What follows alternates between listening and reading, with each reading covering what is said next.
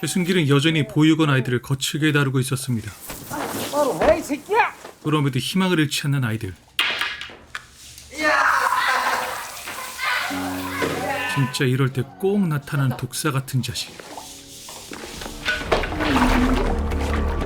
갑자기 혓바닥으로 청소를 하라고 윽박지르는데 지금부터 걸레 말고 네 혓바닥으로 청소하는 거다. 화장실 바닥이랑 세면대 변기까지 반짝반짝 연하게. 마침 백 사장이 들어와 가혹행위를 멈추게 됩니다. 최 상사,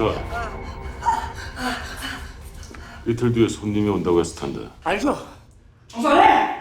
잠시 후 너무나 충격적인 얘기를 들려줍니다. 3년 전인가 정기점검 날이었지. 한 놈이 나 몰래 손님에게 쪽지를 건넸어. 그때 그의 나이가 13살이었지 아마. 그러나 어리석은 짓만 안 했어도 13살에 맞아 죽진 않았을 터지다.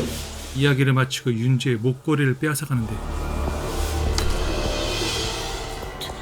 돌려주세요, 제 목걸이. 윤재야, 우리 누나 저한테 준 목걸이란 말이에요.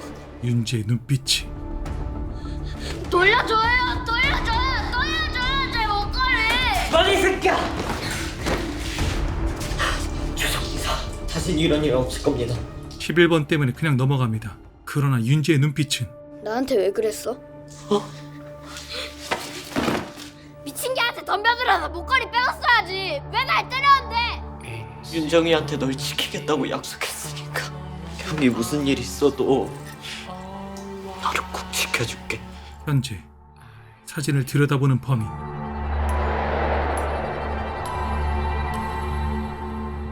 은기는 성준의 기사를 보다가 문득 기억이 떠오릅니다. 학창시절 자신의 사건을 맡던 판사가 성준의 아버지라는 걸. 아, 전현이 먼저야. 전현이 먼저 내 얼굴에 식판 엎고 사물함에 쓰레기 쳐넣고 내 가방에 지 파우치 넣어서 날 도둑년으로 몰았다니까? 전현이 나한테 한 지 그대로 돌려줬을 뿐인데 왜 내가 벌을 받아야 돼? 왜 나한테만 이러냐고. 야! 네 오지한테 사과해. 싫어. 안 해. 못해. 차라리 소년원에 가고 말지 죽어도 저런 년한테 사과 못해. 너 말고 너. 저요? 그래 너 인연. 네가 얘한테 먼저 사과해. 재판이 끝나고 은기는 그에게 따지기 시작합니다. 나한테 왜 그랬어요? 아까 내 편 들어주고 선고 유예해준 이유가 뭐냐고. 난 네가 재판 내내 도와달라고 외쳤잖아. 내 귀에 그렇게 들렸어? 그 어린 놈이 도와달라고 악을 쓰는데 어떻게 외면을 해? 어른이 돼서. 참 속 깊은 판사였던 거죠. 그럼 판사님 아들이 같은 시각 성준은 겨우 수화기를 들어 어디론가 전화를 걸고 다른 형사들은 성운을 미행 중이었습니다. 여보세요? 접니다. 은기는 성준의 전화를 받고 그가 알려준 방법으로 위치를 파악해 찾아갑니다. 유 형사님! 성준은 과다출혈로 발밑에 쓰러져 있었죠. 가서 일단 치료부터 해야 될 것 같은데 일어날 수 있겠어요? 차에 태우는 동안 차량 한 대가 나타나는데 바로 백 사장이었습니다.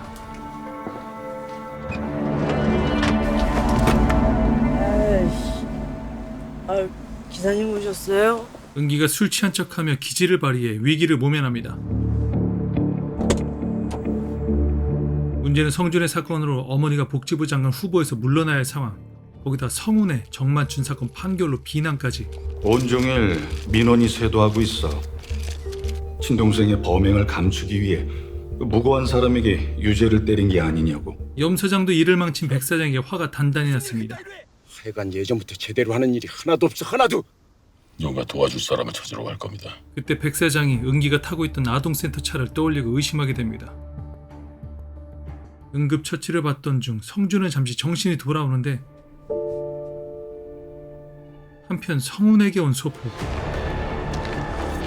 협박 소포였죠.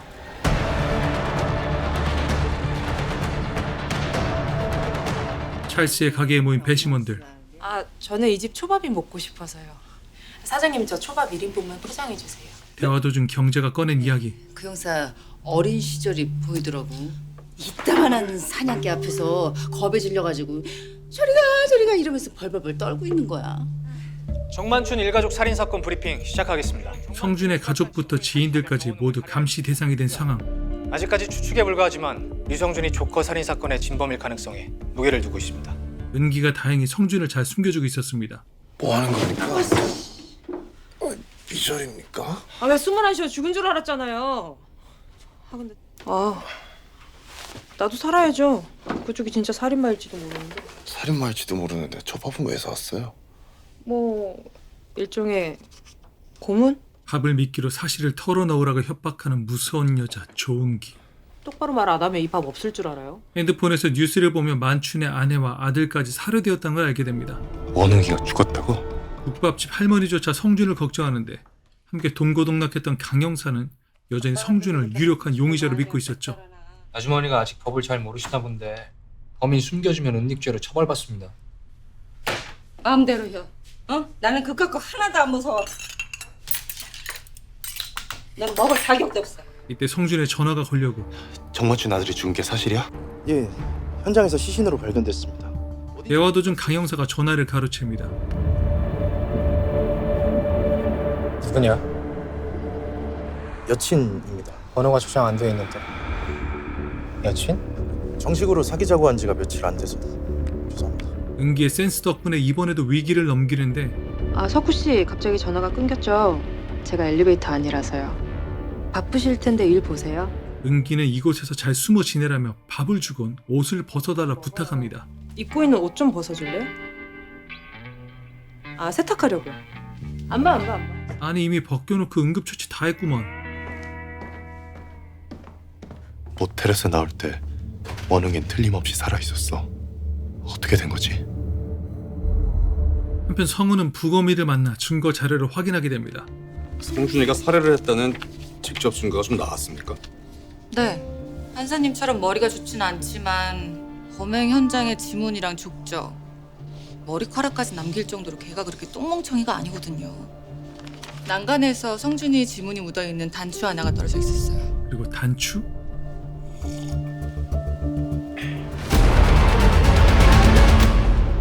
성우는 사건 현장을 다시 찾아갑니다.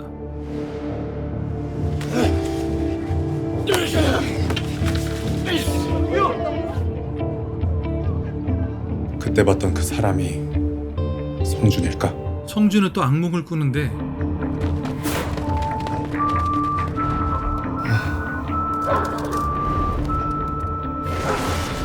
저리가. 그를 지켜보다 전화가 걸려옵니다. 여보세요? 유나 센터에 안 나온 지 좀 됐는데요. 그 사이 택시기사 최순길이 유나를 노리고 있었죠. 택시를 타려던 그때 은기가 나타나죠. 유나는 이유는 모르겠지만 계속 어긋나가기만 합니다. 아, 신경 끄라고 제발. 지가 진짜 쌤이라도 되는 줄 아나 봐. 겨우 복지사 주제. 그럼 내 눈 똑바로 보고 말해봐. 네가 정말 원하면 그럼 나도 이 손 넣을게. 결국 은기의 마지막 손길마저 뿌리치고 맙니다. 그 사이 성준은 왜 이런 꿈을 꾸는지 곰곰이 생각에 잠깁니다. 내 어렸을 때 기억 같은데 백 사장은 어릴 때부터 나를 안다는 듯이 말을 했어. 범인의 이름이 윤재라고 했어. 누군가 내 이름으로 살인을. 이때 백 사장이 아동센터에 도착하는데 이들이 문에 가까이 다가오더니 내부를 살피기 시작합니다. 당신 누구야? 은기가 나타나 이들을 막으며 경찰에 신고를 합니다. 더는 피해를 주지 않으려고 떠나려 하자 은기가 말립니다. 그리고 알게 된 사실. 그래도 가족인데 이럴 때 가족 아니면 누가... 입양됐어요 나. 형님은 어때요? 내가 어디 숨어 있는지 알면 경찰에 제일 먼저 신고할 사람도 우리 형이죠. 혹시 두려워요? 형이 정말 도와주지 않을까 봐? 은기가 대신 성훈을 찾아가기로 합니다. 제가 떨어뜨리겠어. 이렇게 마주치고 흘린 손수건에는 성준의 쪽지가 담겨 있었습니다. 오늘 저녁 7시 거기서 만나. 너무 기대하지 말아요. 내 말이 맞을 테니까. 예상대로 성훈은 쪽지를 경찰에 넘깁니다. 동생한테 연락이 왔습니다. 이 소식을 백 사장도 듣게 되죠.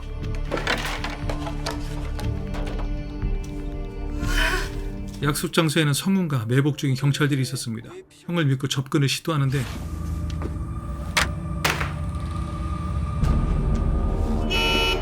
결국 동료 형사들의 도움으로 도망칠 수 있게 됩니다. 뭐야? 뭐냐고. 믿었던 형에게 상처만 받고 좌절해 있는데 내가 말했죠. 우리 형은 절대로 나 안 도와줄 거라고. 형사님이 틀리신 것 같은데요? 눈앞에 형이? 정기 점검의 날 탈출하려는 계획을 고자질하는 7번. 이렇게 5명이야. 모른 채 할 테니까 넌 애들이 하자는 대로 해. 설마 7번이 배신할 줄은 아무도 몰랐죠. 하지만 윤재는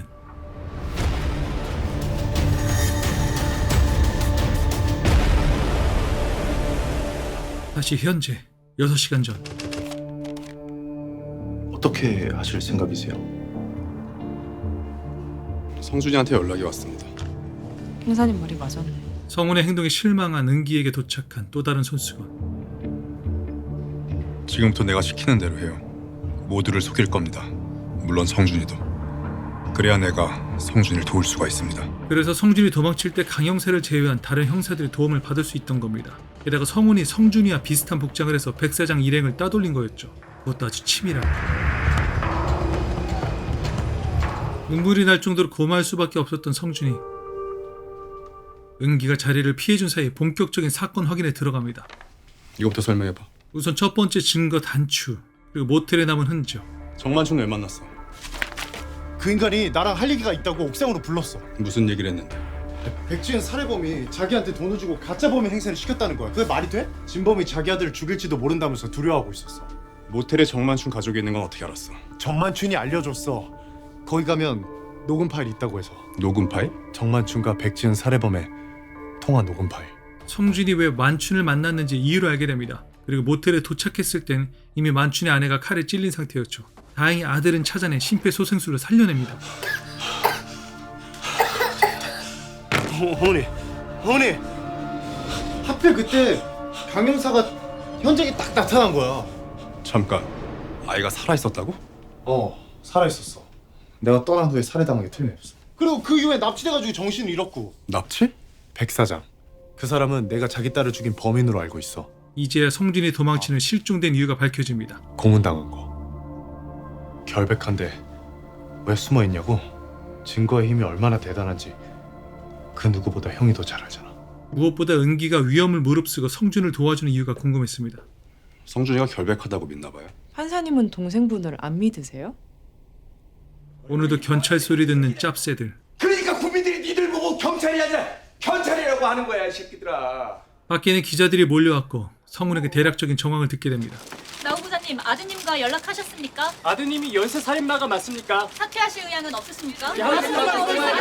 혹시 사퇴하실 생각이라면 어머니는 장관 후보에서 물러나지 않기로 하고 성준은 계속 비슷한 꿈을 꾸는데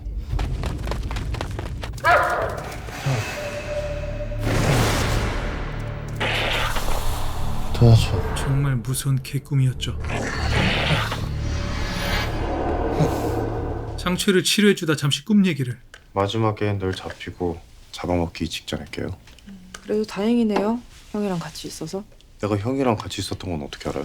계속 형으로 부르던데. 이걸로 갈아입어요. 은기 씨, 밖에서 내 옷 샀어요? 은기가 남자 옷을 사온 줄로 알고 염려하는 성준. 그럼 안 되는데. 아니 혹시라도 경찰이 은기 씨 카드 내역, 통신 내역 조사하다가 남자 옷 산 거 밝혀지면 의심할 게 뻔하잖아요. 내 옷이에요. 컬러 예쁘네. 빌린 거야 이거, 은기 씨 거. 성훈은 살짝 민망했지만 동생을 위해 돈과 옷, 이동수단까지 준비해줍니다. 이동수단. 그리고 이건 우리가 앞으로 통화할 때 쓸 폰. 정만춘이 백지은 살해범이랑 통화한 녹음 파일이 모텔에 있다고 했지. 일단 모텔에 있던 녹음 파일을 경찰이 가져간지 확인부터 합니다. 자기야, 왜? 혹시 모텔에서 발견된 증거 중에 녹음 파일 있었어요? 범인 목소리 녹음됐다고 하던데. 아니요. 아니? 없었어. 네 알겠어요. 고마워요. 그렇다면 진범을 밝힐 다른 증거가 필요한데 내가 누군지 알고 싶어? 내 이름은 윤재야.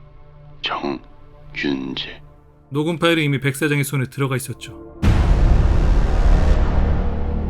같은 시각 성훈은 백 사장과 대화를 나누는데 백 사장님이 제 동생을 납치, 고문, 살해 시도까지 하셨다고. 그럴 리가요. 성준이 누명을 쓰고 있다고 했습니다. 그 말을 믿으시다니.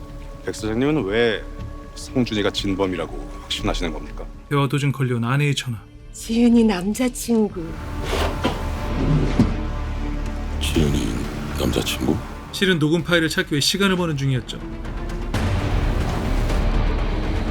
백 사장은 아내를 조용히 시키는 성준을 찾기 시작합니다. 점점 가까이 다가오는데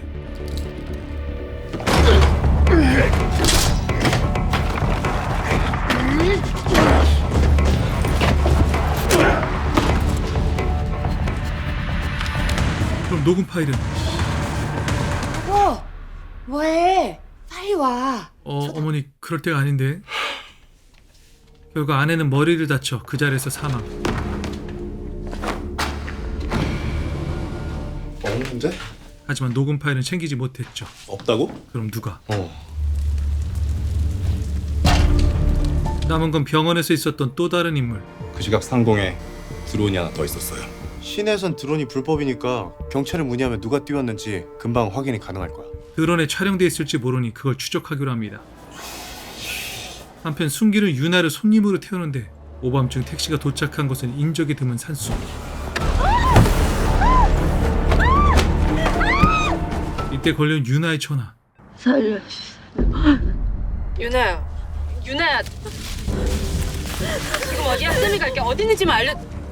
즉시 위치 추적을 통해 경찰 수색이 시작되는데 남은 건 유나의 사체뿐. 응? 살았네? 시끄러. 이 와중에 말하는 싸가지 보소. 이렇게 만들었다 이거지. 아씨, 그렇다고 몇 번을 말해. 확실히 해야 돼서 그래. 궁금한 게 있는데 왜 이렇게 짜증을 내는 거야? 아저씨가 짜증나게 하잖아. 아마도 속으론 괜히 구했나 싶었을지도 모르죠. 뭔 말을 못 하겠네. 다행히 순길의 문신을 기억해냅니다. 문신.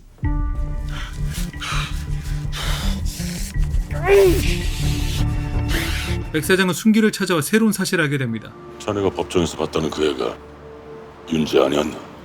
아니요.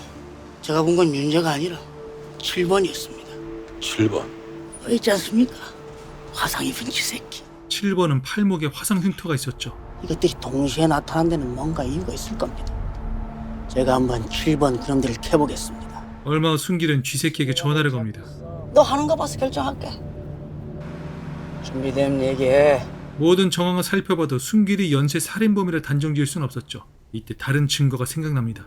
문신 말고 또 팔에 상처가 있다고 그러지 않았어요? 아, 네, 팔에 긁힌 자국이 있었다고 했어요. 만약에 그 상처를 낸 게 염혜진이라면? 그럼 부검 결과에 최기사 DNA가 검출됐겠지. 손톱이 부러져서 찾을 수 없었다면? 성준이 이미 찾아낸 혜진의 손톱을 부검이에게 넘겨줬던 겁니다. 결과는? 검사 결과 나왔어? 염혜진 손톱에서 성명불상의 DNA가 검출됐어. 덕분에 성준은 살인사건 용의 선상에서 벗어날 수 있게 됩니다. 그런데 이때 우편물로 전달된 국가수 검사 결과 보고서를 강 형사가 확인하더니 그걸 김 형사가 우연히 목격하게 됩니다. 유성준이가 가져왔다고? 예. 류성준이 저희 몰래 이 증거물을 의뢰한 점이 아무래도 수상합니다. 이 자료를 염 서장에게 넘기자 일단 비밀로 합니다. 당분간 아무한테도 얘기하지 마. 예. 윤재가 혜진을 죽인 범인이 아니라는 건가? 이후 성준은 김 형사와 몰래 접촉을 하는데 그게 무슨 소리야? 부검인은 우리 팀에 보냈다는데. 강 형사가 염해진 손톱 증거물을 빼돌린 걸 알게 되죠. 성준은 김 형사의 도움으로 최승길의 주소를 알아내죠. 소주를 마시며 티빙을 시청하던 중 누군가 들어와. 혹시나 했는데 역시 너였군. 같은 시간 강전무는 딸의 청첩장을 돌리고 있었습니다. 그리고 뒤늦게 도착한 인성이 어디로 해서 왔어? 너 올 땐 뻥 뚫렸었는데. 올림픽대로요. 중간에 사고가 좀 나 있어가지고. 성준이 순길의 집에 도착했는데 문은 이미 열려 있었고 순길도 쓰러진 상황. 어떻게 된 거야? 그리고 걸려온 전화는 인성이. 여보세요? 최 기사님, 저 인성입니다. 아침 경찰이 도착한 사이 성준은 집을 빠져나옵니다. 성준은 순길의 집에서 발견한 핸드폰을 건넵니다. 그리고 녹음 파일을 트는데 오늘 녹음된 거야. 들어와. 재판이 진행되는 도중에 우연히 널 쳐다봤는데 네가 형님을 알아보는 눈치더라고. 니들은 그때 형님을 미친개라고 불렀지. 미친개를 노려보며 테이블 위에 올려놓은 네 손등에서 그 화상 자국을 봤을 때 깨달았지. 7번이라는 걸. 24번. 24번? 왜 이래? 까놓고 말해서 걔가 죽은 건 너 때문이잖아. 24번이 죽었다고? 네가 고자질만 안 했어도 그 애 안 죽었어. 성준은 다시 사건 재현을 시작합니다. 성훈도 녹음 파일을 반복해서 듣고 있었죠. 그리고 발견한 사실. 왼발과 오른발의 소리가 다르다. 폭풍의 길이가 다르다는 건 발소리에 맞춰서 내려가 봐. 형의 말대로 계단을 내려가는 순간 떠오른 기억.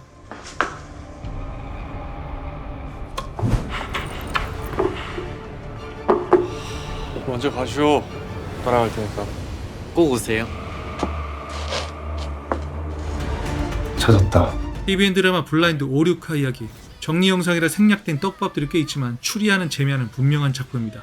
과연 성준도 성훈도 아닌 안태호가 진범일까요? 구독 옆에 종모양을 눌러서 전체 알림으로 설정하면 더 좋은 영상들을 만날 수 있습니다.